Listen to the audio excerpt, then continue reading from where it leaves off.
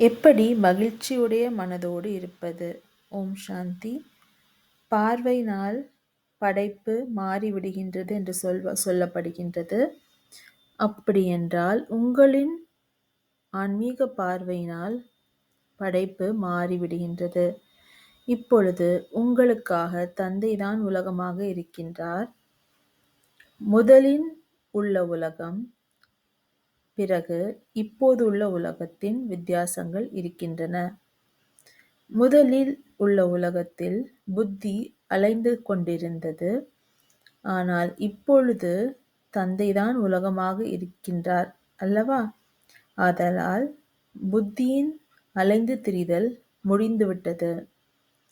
எல்லைக்கற்பாற்பட்ட பிராப்திகள் சேவிக்கும் தந்தை கிடைத்துவிட்டார். அப்படியென்றால் வேறென்ன வேண்டும்? இதற்காக சிரித்துக்கொண்டே, பாடிக்கொண்டே, பறந்து கொண்டே எப்பொழுதும் மகிழ்ச்சியுடைய மனதோடு இருங்கள்.